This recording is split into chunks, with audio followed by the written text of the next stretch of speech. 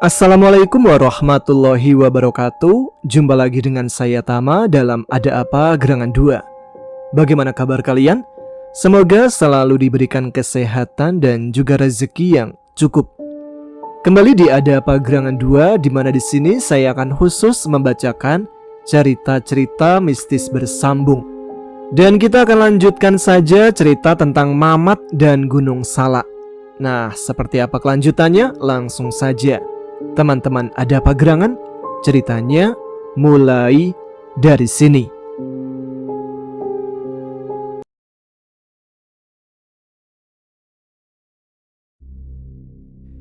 Sepeninggal ketua tim SAR yang sudah kembali pergi untuk beristirahat di dalam tenda, kini Pak Rusman pun kembali menyendiri. Dia masih tetap ingin berada di sana untuk berpikir dengan tenang. Mungkin bagi Pak Rusman, menyendiri di hutan yang gelap dan sunyi sudah menjadi hal yang biasa, sehingga dia terlihat sangat betah berlama-lama diam tanpa merasa ketakutan.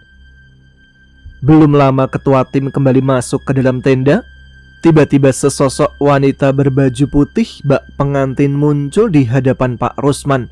Astagfirullah, ujar Pak Rusman nampak kaget. Dan ternyata sosok Nimas kembali muncul dengan gadis kecilnya. Tetapi kali ini kemunculannya menampakkan wajah yang terlihat begitu putih berseri. Tidak seperti biasanya yang nampak kusam dan menyimpan kesedihan. Kiai Santra, ujar Pak Rusman memanggilnya. Bukan, aku bukan Kiai Santra. Aku adalah jin korin yang telah lama menantikan saat seperti ini, ujar sosok tersebut. Lalu, apa keperluanmu menemuiku? Tanya Pak Rusman lagi nampak mencurigainya. Aku ucapkan terima kasih atas semua yang telah kau lakukan, Pak, dan pengorbanan orang-orang bersamamu, bahkan hingga nyawa orang-orang baik yang telah berkorban, ujar sosok Nimas melihat sedih. Pak Rusman nampak kaget. Dalam pikirannya dia menyimpulkan bahwa jin itu seolah ingin memberitahunya bahwa mereka telah tiada.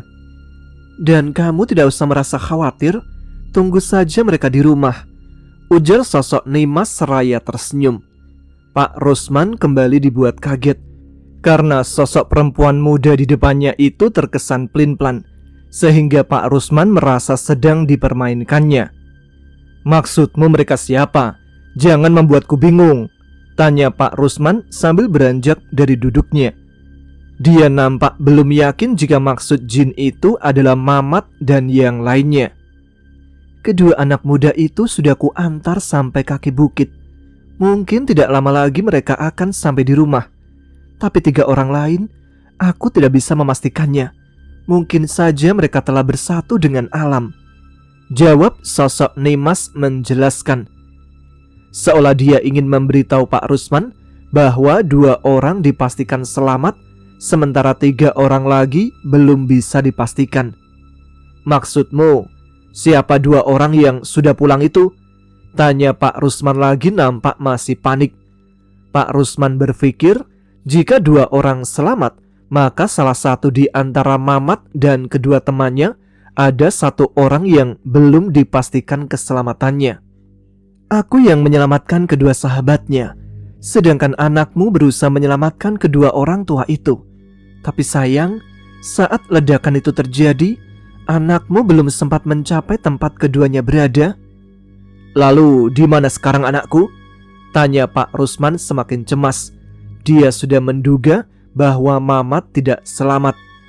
Aku belum bisa memastikannya, tapi aku rasa dia masih di dalam gua itu. Maksudmu anakku sudah mati? Aku tidak bicara seperti itu, karena aku tidak bisa melihat mereka lagi. Tetapi aku hanya memastikan bahwa mereka bertiga masih di dalam. Masalah mereka masih hidup atau tidak, aku tidak bisa memastikannya. Karena jangankan aku, Raja Jin sekalipun tidak akan mampu lagi masuk ke dalam gua itu, jawab Nimas kembali menjelaskan. Pak Rusman pun langsung terdiam. Wajahnya nampak menahan kesedihan yang mendalam. Meskipun jauh di dalam pikirannya Pak Rusman, dia masih belum terlalu percaya bahwa Mamat Bahjajat dan Ambu telah tiada. Baiklah, aku pamit dulu. Nanti setelah saatnya tiba, aku ingin kembali meminta bantuanmu, ujar sosok tersebut seraya melesat pergi. Kenapa ilmu yang ada pada anakku tidak mampu melindunginya? Aku rasa ini tidak mungkin, gumam Pak Rusman dengan keras menolak untuk percaya pada sosok perempuan muda itu. Pak Rusman pun kembali duduk sambil berpikir keras. Dia mencoba mencari pembenaran atas ketidakpercayaannya. Aku yakin Mamat pasti selamat karena kini ada 3 kodam yang bersatu di dalam kekuatannya, gumam Pak Rusman lagi seraya menganggukkan kepalanya.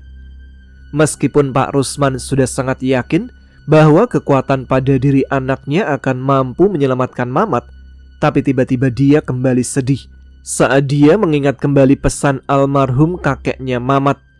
Beliau pernah berkata, setinggi apapun ilmu yang dimiliki, sehebat apapun kesaktian ilmu kanuragan, tetapi ketika datang waktunya ajal, maka tidak akan mampu untuk menundanya. Iya, itu memang sudah jadi takdir. Jikapun memang Mamat sudah tiada, aku harus bisa menerimanya, gumam Pak Rusman seraya menundukkan kepalanya dengan wajah yang jelas menyiratkan kesedihan yang mendalam. Sementara itu, jauh di dasar lembah yang dingin dan sangat gelap, tubuh Atang dan Deden belum juga terbangun dari tidur panjangnya. Mereka berdua sudah ada jauh dari reruntuhan gua tersebut. Keduanya berhasil diselamatkan oleh Nimas saat tubuh mereka melayang terjatuh ke dasar jurang. Kesadaran mereka pun langsung menghilang di saat rasa takut menyiksa hati dan pikiran keduanya. Nimas dengan sigap membawa tubuh mereka pergi, menjauh beberapa ratus meter dari gua tersebut, sehingga keduanya pun dapat dipastikan selamat dari ancaman maut yang hampir saja merenggut nyawanya. Di tengah hawa dingin yang sedang mencapai puncaknya, hingga binatang malam pun terdiam tak mampu lagi untuk bernyanyi, Deden yang baru saja siuman dari tidur panjangnya, dia terlihat sangat kaget dan ketakutan saat matanya terbuka dan dihadapkan pada pandangan mata yang gelap dan sangat pengap menyesakkan. "Di mana aku?" gumamnya dengan rasa kaget yang tertumpah seraya menoleh ke semua arah. Dia pun langsung bangkit dan duduk dengan perasaan sangat panik karena tak sedikit pun sesuatu yang mampu dilihatnya selain kegelapan. Bahkan saat Deden mengangkat kedua tangannya tepat di hadapan wajahnya pun, dia tak mampu melihat jari-jarinya sendiri. "Ya Allah, maafkan hamba-Mu," gumamnya mulai merasa sangat sedih. Dia merasa bahwa itu adalah kematian. Bagaimana nasib yang lainnya? Atang, Mamat, Ambu dan Bahjajat, apa mereka juga sama? Gumamnya lagi bertanya-tanya, mengenang kejadian terakhir yang masih dia ingat. Deden terdiam dengan perasaan hati yang berkecamuk. Pikirannya terus tertuju pada apa yang telah dialaminya.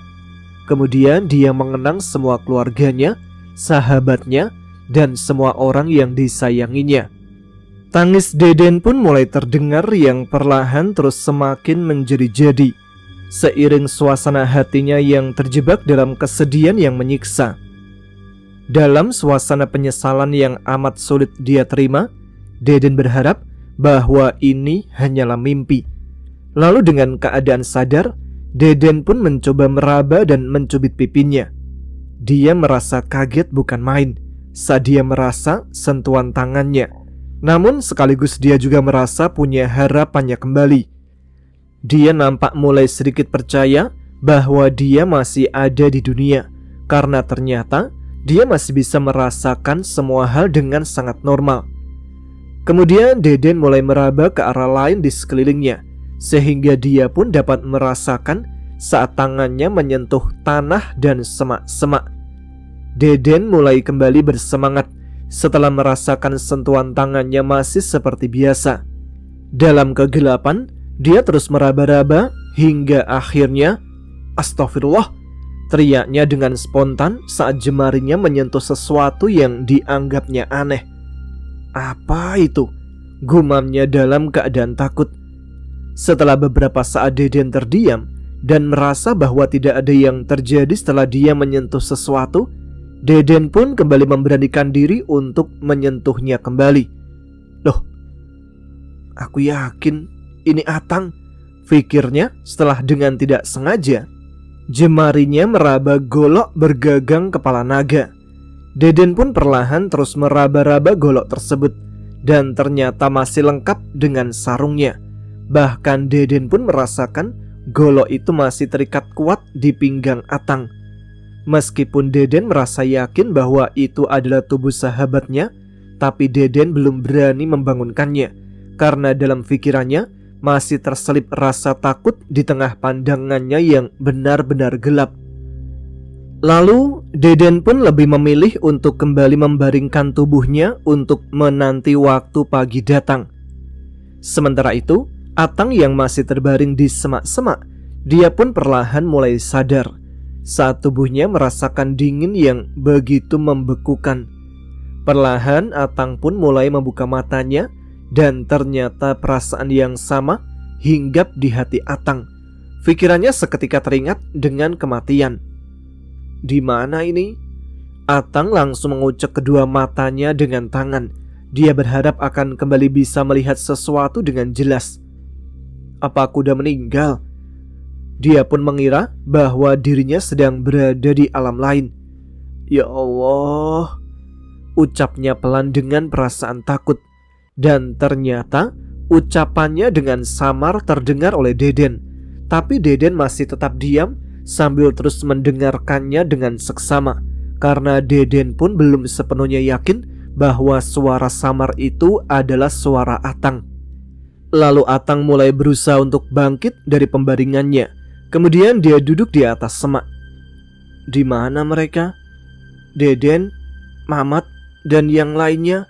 Ujar Atang mengenang sahabat-sahabatnya. Kemudian Atang pun berdiri seraya berusaha mencari apapun untuk bisa dilihatnya. Tetapi tetap saja gelap.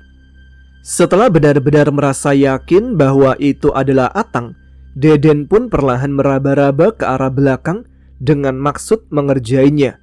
Dan tiba-tiba Atang berteriak ular dengan spontan. Ia berdiri dan melompat-lompat. Di saat bersamaan, Deden yang awalnya akan mengerjai Atang malah ikut kaget bukan kepalang. Mana ular? Ujarnya berteriak dengan suara kencang seraya berusaha menjauh. Ternyata Deden pun mengira bahwa itu benar-benar ular. Tapi sebenarnya Atang menyangka jika tangan Deden adalah ular. Den, teriak Atang yang mendengar teriakannya. Iya, aku di sini Tang. Di mana ularnya? Saud Deden yang masih takut karena tidak bisa saling melihat. Gak tahu Den, gak kelihatan. Barusan kayak merayap di kaki aku, kata Atang dengan perasaan takut jika tiba-tiba ular itu terinjak dan menggigit.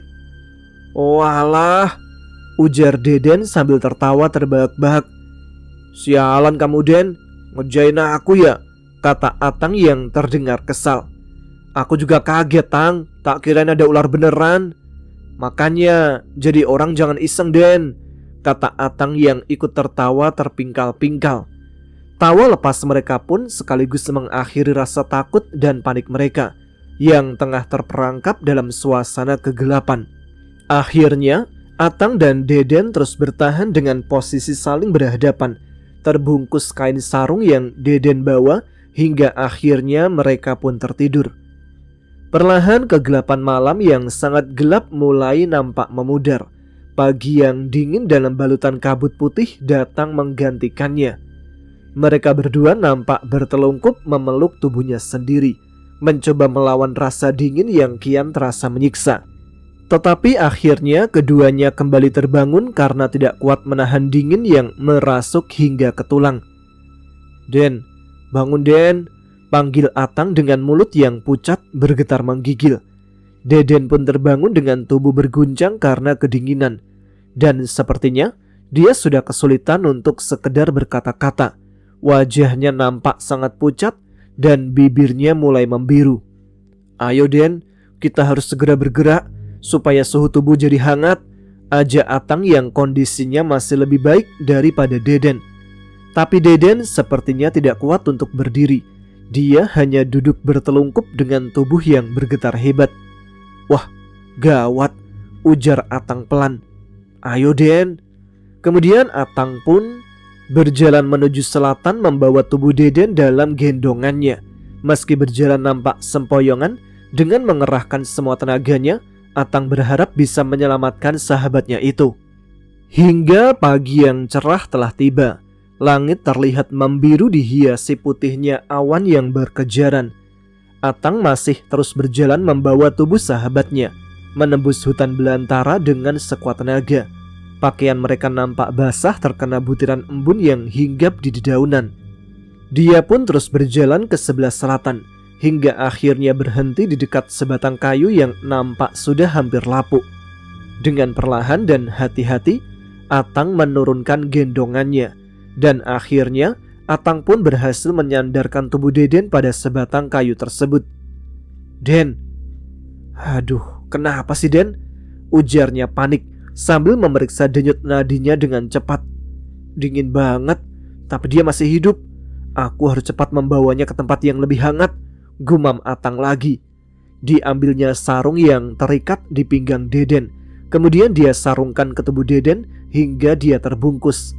Lalu Atang langsung menggendongnya dengan sangat hati-hati. Langkah demi langkah dia lalui dengan penuh beban. Jemari kakinya dengan kuat mencengkram tanah.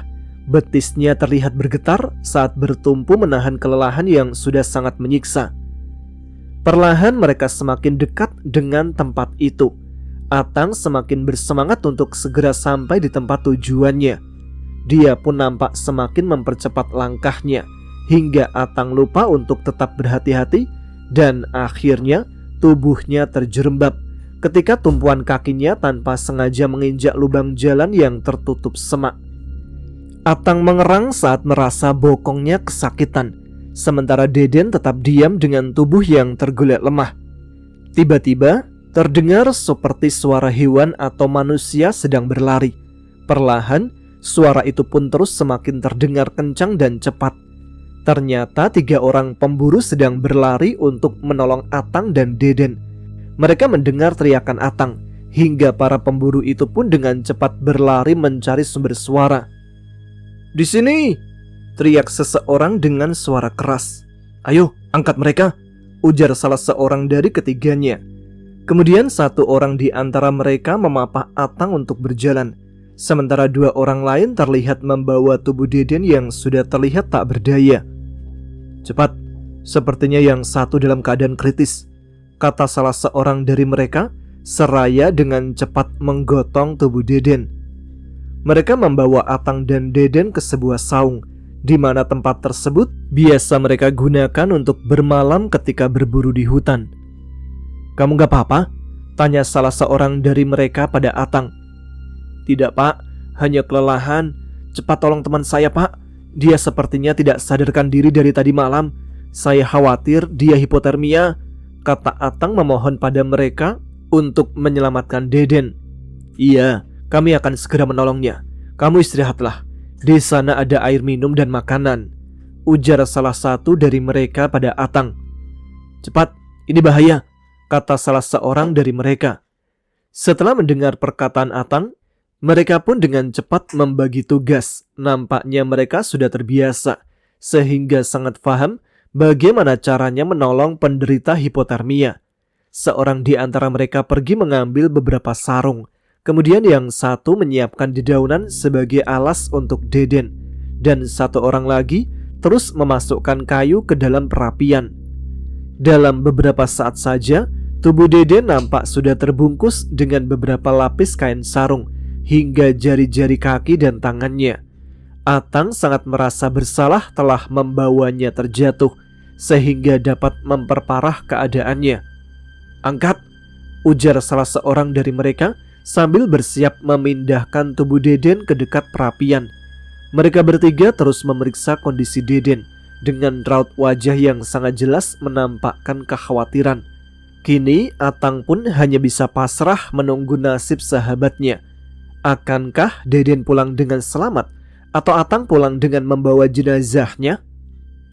Sementara itu, keadaan para korban yang berhasil diselamatkan oleh tim SAR, kondisi mereka telah berangsur-angsur pulih setelah mereka mendapatkan pendampingan psikolog guna menghilangkan efek trauma pada pikirannya. Kini mereka pun telah diperbolehkan untuk pulang. Tetapi berbeda dengan Desi, dia sampai saat ini masih belum terlihat berhenti menangis. Dalam pembaringannya, dia selalu memanggil Mamat yang belum juga dilihatnya. Sementara itu, di depan rumah sakit tersebut terlihat beberapa orang sedang berjalan menuju kendaraan. Imam dan kedua orang tuanya akan segera pulang ke Jakarta. Ari beserta keluarganya pun terlihat mendampingi mereka. "Ri, gua pulang duluan ya. Mungkin nanti kalau gua udah pulih banget, pasti gua akan berkunjung ke rumah Mamat," ujar Imam yang akan menjalani perawatan psikologis di Jakarta. "Iya, Mam. Semoga lu cepat pulih ya," sahut Ari seraya menyalaminya. Setelah berpamitan pada semuanya, Imam pun langsung berangkat. Sementara Ari dan kakaknya masih di rumah sakit menemani Desi dan Pak Abbas. Sekitar pukul 10 siang, Desi keluar dari rumah sakit. Pak Abbas dan istrinya langsung diantar oleh Ari dan kakaknya menuju ke rumah Pak Rusman. 1 jam kemudian, mereka pun telah hampir sampai di kampung tersebut, melewati hamparan sawah yang begitu hijau membentang. Setibanya di rumah Pak Rusman tepat pukul 11 siang lebih beberapa menit, suasana di pedesaan masih sangat sejuk. Paparan sinar matahari yang terik seolah pudar oleh dinginnya udara di kaki pegunungan. Beberapa saat kemudian, mereka pun sudah berada tepat di depan rumah Pak Rusman. Pak Rahman yang sedang berada di depan teras rumah Pak Rusman bersama Bu Irma dan Bu Titin nampak tersenyum. "Assalamualaikum," ucap Rani saat mereka hanya tinggal beberapa langkah di depan teras. "Waalaikumsalam," jawab semuanya serentak. Mereka pun bersalaman. Nampak wajah Desi tiba-tiba bersedih kala melihat Bu Titin. Dia pun memeluknya, meminta maaf karena Desi merasa bersalah atas kejadian itu. Suasana pun kembali berkabung karena Bu Titin yang sudah tegar pun kembali teringat dengan suami dan anaknya yang belum juga kembali. Air mata pun kembali tumpah di rumah itu. Semua wajah menampakkan kesedihan yang mendalam mengenang mereka yang telah rela berkorban. Sementara itu, para petugas yang masih melakukan pencarian di atas lereng Gunung Salak, mereka nampak sudah kembali menyisir area sejak tadi pagi. Pak Rusman pun berjibaku ikut membantu kesibukan mereka. Namun, setelah pencarian berjalan beberapa jam, mereka belum juga mendapatkan petunjuk apapun mengenai keberadaan para korban. Sehingga ketua tim SAR terus memperluas daerah penyisiran secara perlahan. Lambat laun, siang yang begitu cerah perlahan mulai meredup seiring sinar sang surya yang berada di ufuk barat. Semilir angin sore itu mulai terasa dingin, menandakan petang akan segera menjelang. Setelah melakukan koordinasi dengan semua pihak, tepat pukul 5 sore, pencarian korban pun secara resmi dihentikan untuk sementara waktu. Menurut hasil investigasi bersama, kejadian itu telah dicampuri oleh hal yang di luar jangkauan manusia, sehingga pencarian para korban pun harus melibatkan pihak-pihak yang kompeten. Pak Rusman pun tidak mampu berkata-kata. Dia hanya bisa menganggukkan wajahnya yang jelas menyiratkan kesedihan yang mendalam. Kini suasana hutan sudah kembali sunyi. Siang pun telah berlalu menyelinap bersembunyi di balik gelapnya malam. Sementara itu, Pak Rusman terlihat menyendiri, diam pada sisi gelap yang jauh dari keramaian dan cahaya. Dia masih belum puas atas usahanya sendiri dalam menemukan para korban. Tetapi dalam lamunannya malam itu, Pak Rusman tidak lagi dapat berharap pada esok pagi, karena dia tahu ketika pagi menjelang mereka akan segera pergi dan membuang jauh segala harapan. Namun dia masih merasa tidak percaya jika anaknya telah tiada, meskipun kenyataannya berkata lain. Semua pertanda mengarah pada apa yang tidak dia harapkan. Di saat Pak Rusman kembali berpikir bagaimana caranya bisa masuk ke dalam gua tersebut, tiba-tiba sekelebat bayangan putih melesat dari sudut matanya, bergerak dengan sangat cepat, lalu menjelma menjadi sosok wanita yang dikenalnya. "Nimas, ada kabar apa lagi kau datang menemuiku?" tanya Pak Rusman yang sudah tidak terlalu kaget. "Maaf telah mengagetkanmu. Aku datang hanya ingin memberitahumu kembali bahwa aku telah melihat cahaya putih yang masih menyala terang di dalam gua tersebut. Tapi maaf, aku tidak dapat memastikannya apakah itu ada hubungannya dengan mereka atau tidak." "Cahaya putih?" ujar Pak Rusman nampak sedikit kaget. "Iya, aku melihatnya, tapi sinarnya sangat menyilaukan sehingga aku tak bisa melihat apapun." Pak Rusman nampak tertegun. Dia terus berpikir mengira-ngira. Benaknya tertuju pada ilmu yang dimiliki oleh Mamat. "Apa mungkin dia?" ucapnya penuh tanda tanya dengan kening yang mengerut. "Aku pun berpikiran sama, tetapi aku yakin kau lebih mengetahuinya daripada aku." "Iya, aku yakin itu adalah ilmu yang menjaganya. Tapi aku tidak tahu apakah Mamat masih hidup atau cahaya itu hanya melindungi jasad mereka saja." "Lalu bagaimana aku harus memastikannya?" tanya Pak Rusman yang kebingungan karena dia sendiri sudah melihatnya bahwa gua itu telah tertutup rapat oleh reruntuhan. "Aku juga tidak tahu. Semoga kau bisa melakukannya. Dan maaf, mungkin aku tidak akan menemuimu kembali dalam waktu yang lama. Sekarang aku harus segera pergi," ujar sosok Nimas yang nampaknya akan segera meninggalkan Pak Rusman. "Baiklah, terima kasih kau telah memberitahuku." Sosok Nimas pun dengan cepat kembali pergi. Dengan sekelebat dia pun menghilang di telan kegelapan. Sementara Pak Rusman yang baru saja telah mendapatkan semangatnya kembali, dia nampak berpikir bagaimana dia harus memastikannya. "Aku harus mencari cara agar semuanya terang benderang." Dia bertekad untuk memastikannya sendiri. Tak peduli masih hidup atau sudah mati, pokoknya Mamat, Ambu dan Mbah Jajat harus ia temukan. Lalu dengan diam-diam Pak Rusman pun nekat pergi dari kamp perkemahan. Dia berjalan ke arah utara berusaha mencari jalan agar dia bisa sampai di atas.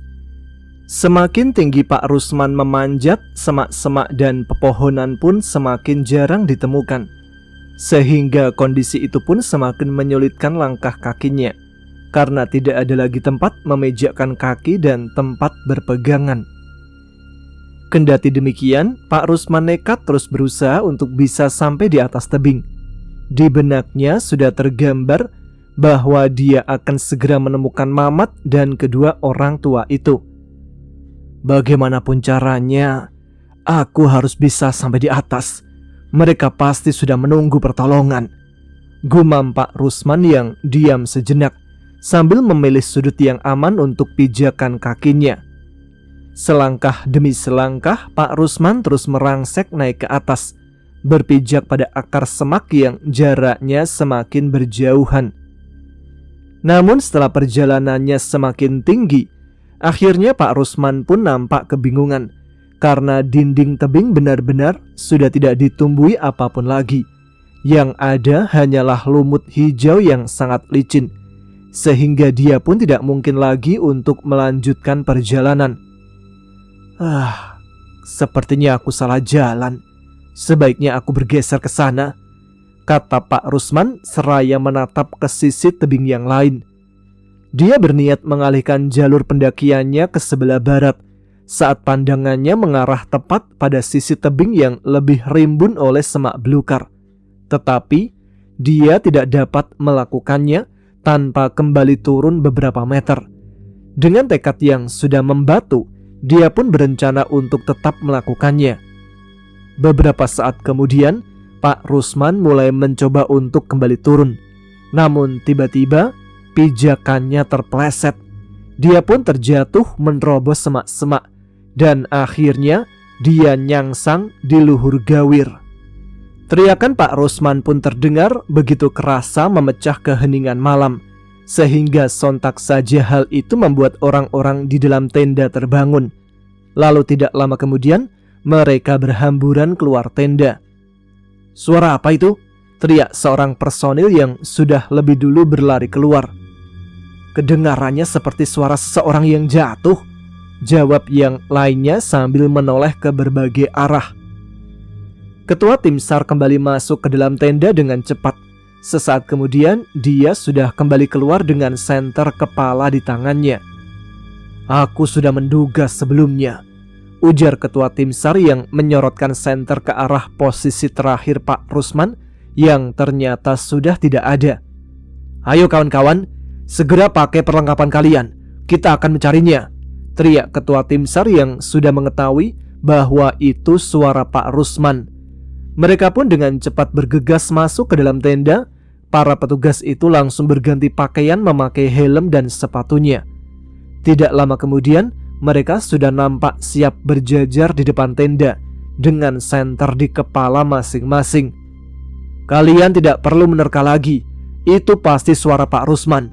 Kalian semua menyebar dan cari di mana sisi dinding tebing sekarang," ujar ketua tim SAR memerintahkan. Mereka pun segera bergegas menyebar ke berbagai arah.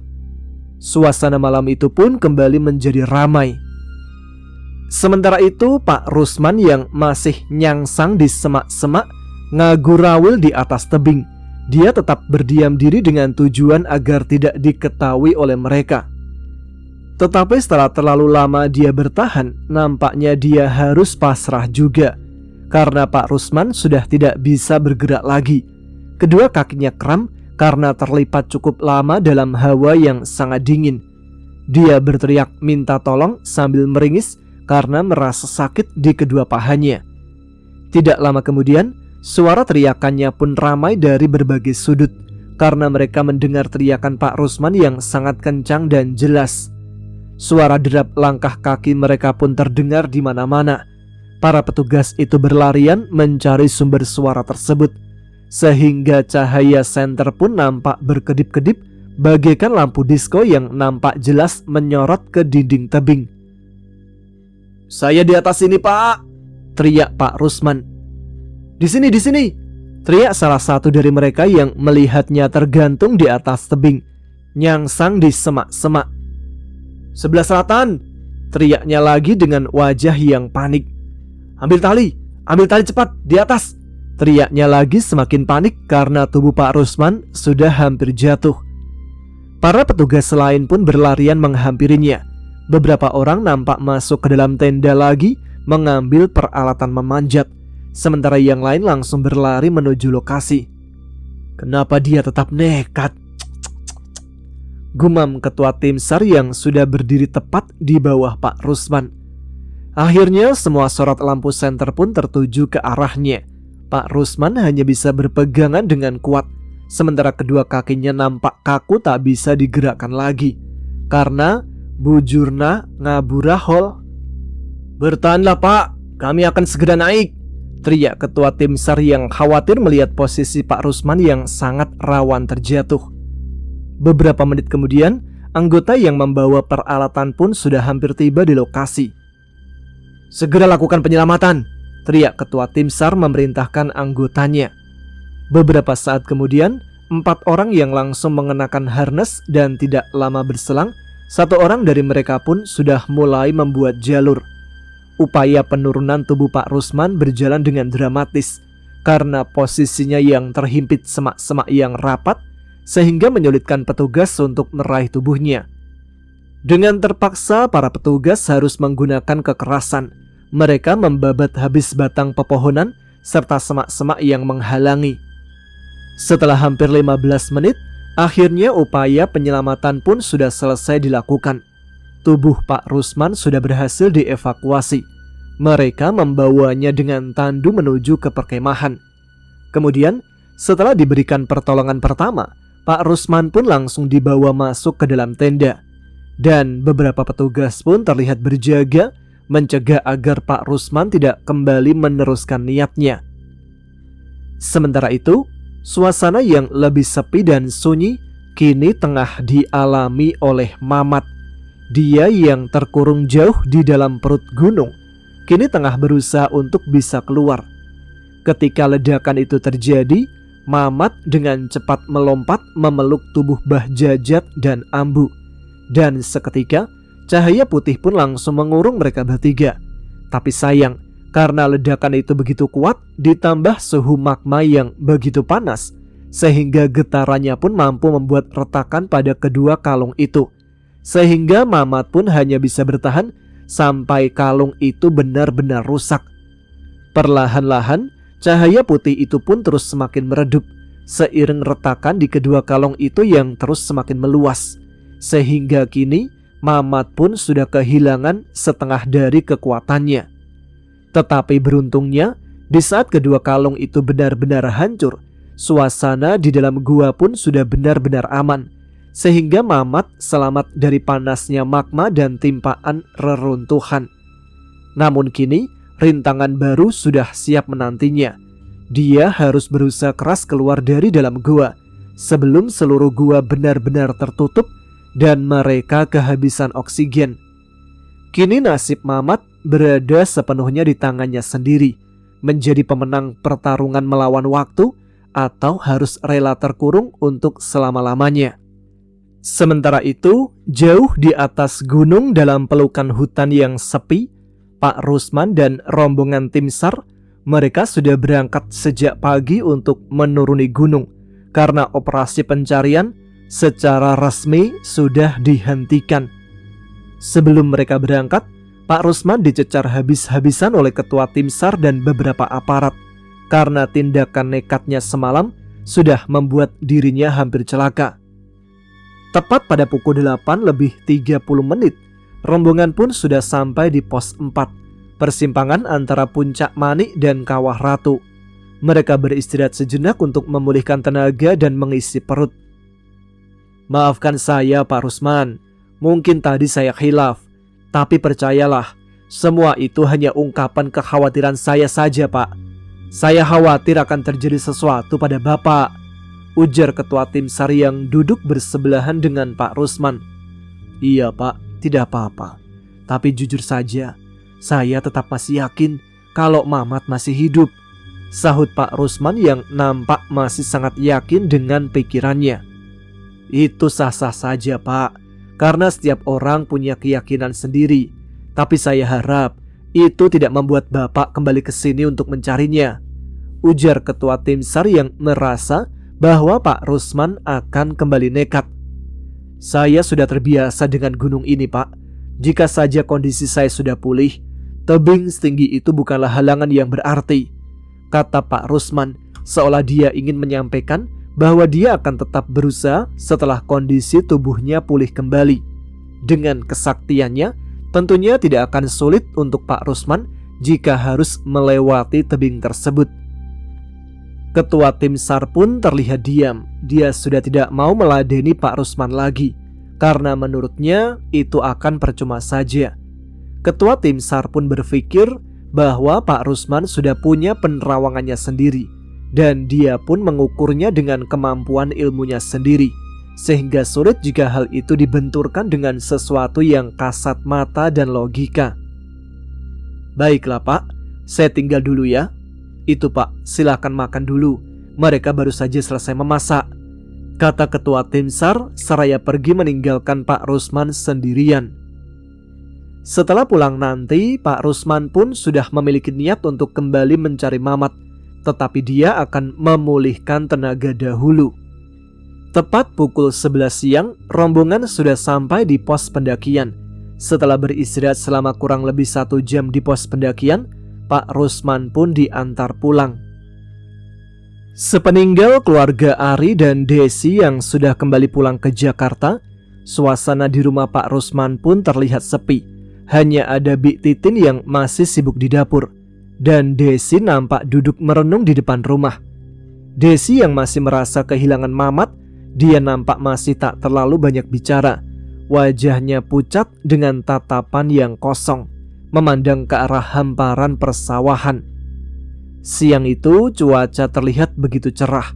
Hamparan langit pun nampak membiru dihiasi awan-awan saling berkejaran. Jika sampai Mama tidak kembali dengan selamat, gue gak bakalan bisa memaafkan Imam.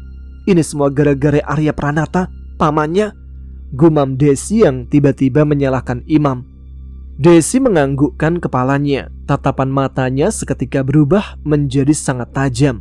Sepertinya dia sedang merasa marah kepada Imam sebagai sumber petaka yang dialami semuanya. Desi pun terus merenung mengingat kembali apa yang telah terjadi.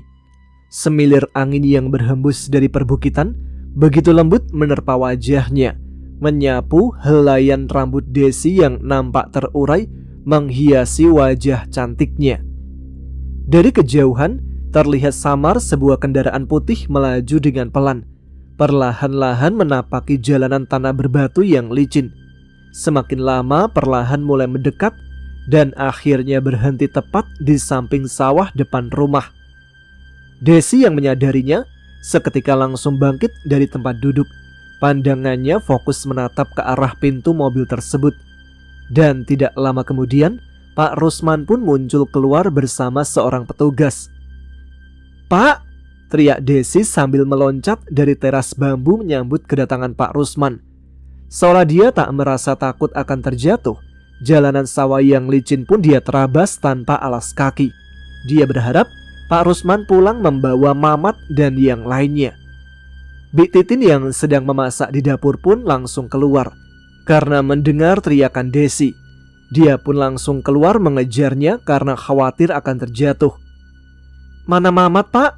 tanya Desi dengan tatapannya yang penuh harap sambil terlihat memegang tangan Pak Rusman. "Sabar dulu nak Desi, ayo kita kembali ke rumah," sahut Pak Rusman seraya mengajaknya kembali. "Mamat mana, Pak?" tanya Desi lagi sambil melepaskan pegangan tangannya. Kemudian dia menempelkan kedua telapak tangannya pada kaca mobil. "Mamat!" teriaknya sambil mengintip ke arah dalam mobil dengan wajah yang ditempelkannya pada kaca. "Sudahlah nak, Mamat tidak ada di dalam," ujar Pak Rusman berusaha menenangkan. "Ayo nak Desi, nanti kita ngobrol di rumah. Bapak baru saja tiba, dia perlu istirahat nak," ujar Bik Titin seraya memeluknya dari belakang, mengajaknya untuk kembali ke rumah. "Lalu di mana dia, Pak?" teriak Desi dengan mata yang basah. Dia pun mulai menangis lagi. Pak Rusman terlihat gundah. Dia bingung harus menjawab apa, karena dia dan petugas itu hanya diam saja. Lalu Desi pun langsung bertanya kepada ketua tim SAR. "Di mana Pak yang lainnya?" teriak Desi. "Mereka masih belum ditemukan, Dek. Sabarlah, kita akan berusaha," jawab petugas tersebut. Sontak saja jawaban itu membuat Desi terpukul dan kembali syok. Tiba-tiba Desi pun pingsan dan tubuhnya seketika terpelanting lemah tak berdaya. Petugas itu dengan sigap menangkapnya.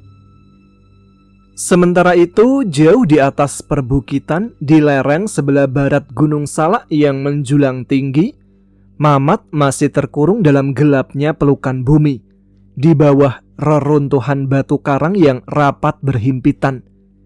Kesulitan menembus dinding gua bukan satu-satunya hambatan yang dirasakan, tetapi rasa panas yang terus dia rasakan yang kian terasa menyengat juga dia harus bertarung melawan waktu. Sayangnya saat ini dia sendirian karena ternyata Bahjajat dan Ambu tak bisa bertahan. Setelah mengebumikan jasad Bahjajat dan Ambu, Mamat semakin merasa kesepian. Dia kerap menangis meneteskan air mata saat mengenang semua kebaikan mereka. Mamat tidak menyangka bahwa dirinya lah yang harus menguburkan jasad Bahjajat dan Ambu. "Abah, Ambu, maafkan Mamat ya, tidak bisa melindungi kalian sampai akhir," ujarnya dengan suara lirih di dalam tangisannya. "Jasa kalian tidak bisa diukur dengan apapun. Mamat janji tempat pembaringan terakhir Abah dan Ambu kelak akan dikenal sebagai simbol pengorbanan yang besar. Kalian adalah teladan manusia yang ikhlas," ujarnya pelan di sela-sela isak tangisnya yang kian menjadi. Dia lalu terdiam di hadapan dua pusara di dalam sebuah gua.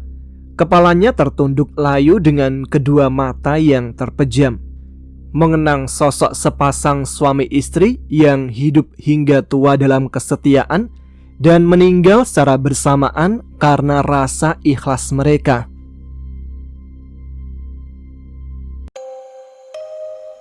Baiklah, sampai di sini dulu cerita Mamat yang ternyata masih hidup kan ya. Tentu saja masih hidup, nanti lakonnya siapa kalau dia mati?